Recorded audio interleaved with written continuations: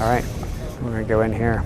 Even as I'm stepping through these doors, En la misma celda. I don't fully grasp what we're about to walk into. Suddenly, you're hit with the intense gaze of dozens locking onto you. These men described as the worst of the worst, tattooed with reminders of El Salvador's dark past.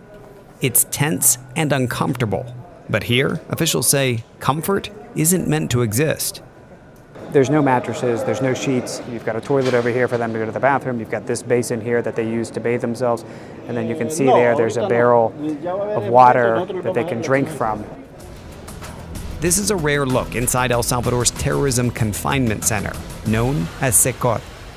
And he says there's always somebody standing here in front of the cells. And then if you look up, there's another corridor with more security personnel. Luz 24 horas. 24/7 light. The prison sits like an isolated fortress, nestled in mountainous terrain, about an hour-and-a-half drive from the capital. Even with government officials on board with us, we're stopped a mile out. Oh, okay. He's gonna inspect bags now too. Okay, we're clear to get back in. Only to hit another checkpoint. Approaching the main gate, our cell signals vanish. They want to do a full search on us before we enter.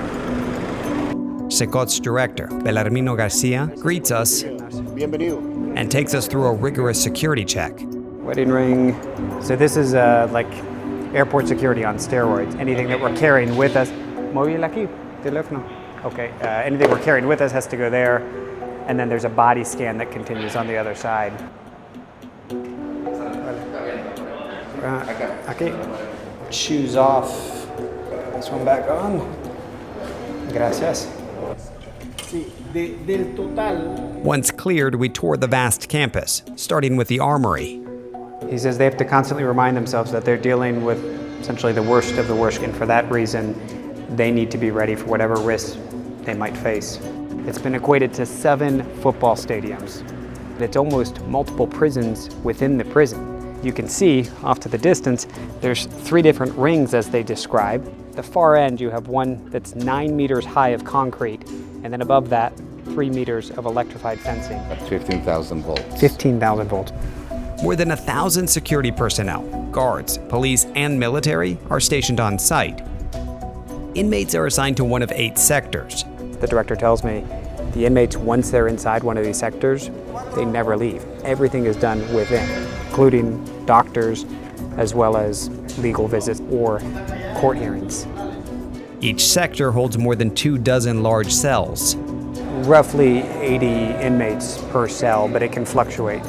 Most bear the markings of the gangs that held this nation hostage for decades, committing brutal acts of violence.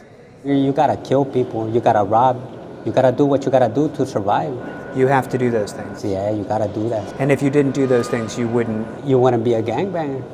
We meet 41-year-old Marvin Vasquez, shackled and heavily guarded. What gang were you part of? MS-13. And do you have any gang affiliations? Yeah, I'm tattooed up. What is this? Crazy criminals. Say crazy criminals. Yeah, I made this clique in 2011. You made the clique? Yeah. You were a gang leader? Yeah. What is it like to live here? It's probably not a hotel 5-star, but they give you the 3 times the food. They give you some programs. You go to do exercise. Ejercicio nosotros lo podemos repetir siempre. Some church religion programs too. But that's limited to just 30 minutes a day. The other 23 and a half hours, they're kept inside and locked up. For inmates who get violent with other prisoners or guards, we're going to close the door. I just want to get a sense of... Wow. solitary confinement awaits. The only light you get is through this hole. And they can be in here for 15 days, potentially. All right, I'm ready to get out. Critics point specifically to the prison's strict control and isolation of inmates, calling it a violation of human rights. The director brought up that a lot of folks will raise concerns from a human rights perspective and an abuse of human rights, that he's calm hearing that because he sees it day to day, the process they go through to maintain, as he sees it, proper punishment. While you're cut off from society here, whispers of life on the outside make their way in. I've heard about it, that it's a new El Salvador, it looks different. That new El Salvador has emerged under President Nayib Bukele, who took office in 2019 and declared a controversial state of emergency more than 2 years ago. It sparked an aggressive crackdown on crime. We see that firsthand as some 2,500 police and soldiers deploy into one neighborhood. He's going to go on through the night for however long it takes for them to root out any suspected criminal elements.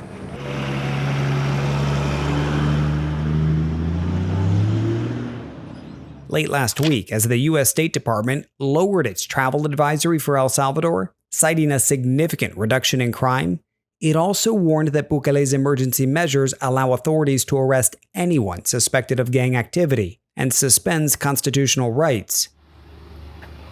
Hola. Juan Carlos, yo soy David. Juan Carlos tells me he was wrongfully held for 5 months at a lower security prison earlier this year. He says the poor conditions led to an infection in his leg. He said he was lumped in and assumed to be part of a gang, and he said in part because of how he looked. He had long hair, he said he had a long beard, and he says he has tattoos, but he points out that for him these are just artistic expressions. They have nothing to do with being part of a gang. Elsavaldo. The Bukele administration has acknowledged that innocent people have been swept up in the crackdown, and they say more than 7,000 have already been released.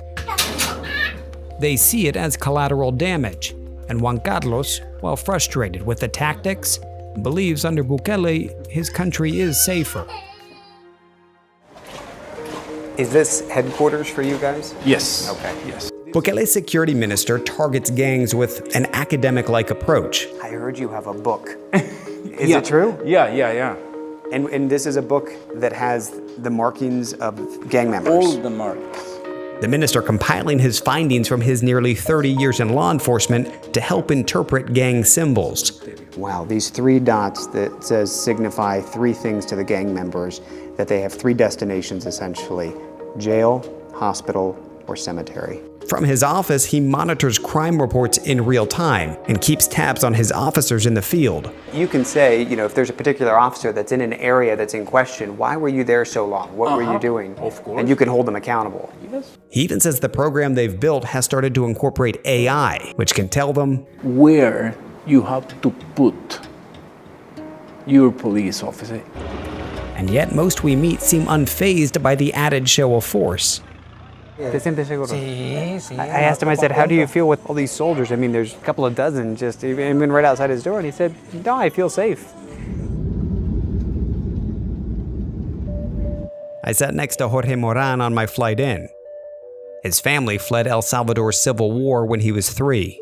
Just coming to the airport, you feel the sense of like safety, Do you feel it in the U.S.? No. You don't? No. And you live in Indiana? Yes, sir. Jorge fully supports President Bukele, as do most arriving passengers, it seems. And folks are actually stopping to get their pictures taken between President Bukele and the First Lady. Under Bukele's state of emergency, law enforcement have arrested more than 81,000 people. El Salvador now has one of the world's highest incarceration rates. Most end up in facilities like these, where they can work to reduce their sentences. The most hardened criminals, though, brought to Secot, where inside, a life sentence awaits. We did bad things, we pay it the rough way, doing time. And yet for many on the outside, the prison, now a symbol of newfound freedom, the new El Salvador, as they see it.